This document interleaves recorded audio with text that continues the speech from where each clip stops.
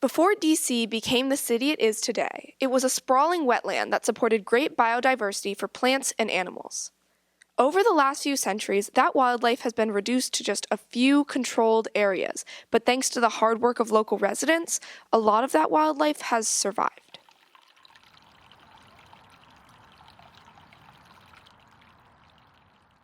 Despite urbanization, plants and animals have found refuge in Sligo Creek.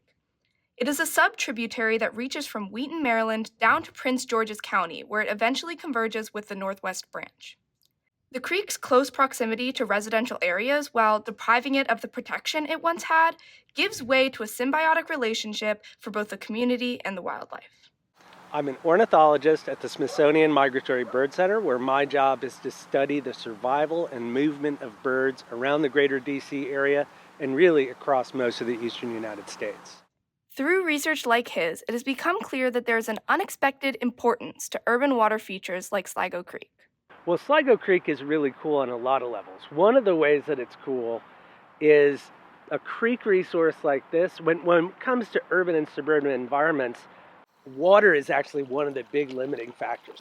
But we have these water features like the linear features like this in Rock Creek, and they end up being a stable water resource. We'll have the birds from the neighborhoods actually making these broad movements to the creek and back. And birds in general are really territorial. They're always fighting with each other, not around the creek. They get to the creek and they all have this common resource that they're not going to deplete. So it doesn't make sense for them to guard that resource. Parks like this one, they're important on a lot of levels. They're important from a natural history perspective and ecologically, but they're also important to give people access to making real observations in nature. Hi, I'm Hisao Yatsuhashi. So I've been a bird watcher since about 2010. It's kind of like a superpower. You start to observe things and notice things that maybe your quote-unquote normal person would not see or be interested in. So it's just a way to connect to nature and give a certain dimension to being out in the world. Washington, D.C. has a great birders community. I started going on walks with the DC Audubon. You get to learn the places to go that have the best chances of seeing some good birds. The same urbanization that allows for an accessible landscape also leads to a shift in the bird's most prominent feature, their song. I have a sound recording device that I have up in the woods over here. So if you listen, currently we've got that roar of the highway. That roar of the highway is always there, and we can pick up just those specific frequencies. We know that some birds will actually shift their song around it, sing a little bit higher so they can be heard above the din. We can think about birds vocalizing as sort of a method of fighting, right? More than anything else, they're vocalizing to defend their territory, right? They can establish their territory without having to fly around and get in some sort of actual combat with other birds. Those birds that are able to adjust their song are able to sort of get around the problem with how they sing. With those that can't adjust their song, they're not getting around that problem. Sligo residents have banded together to fight some of these issues.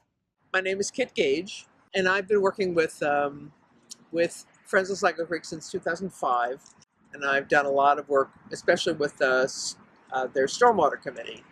Sligo Creek is a really, really, really well-loved creek in a pretty suburban urban area, which means that unlike some other parks, there isn't a huge forest buffer.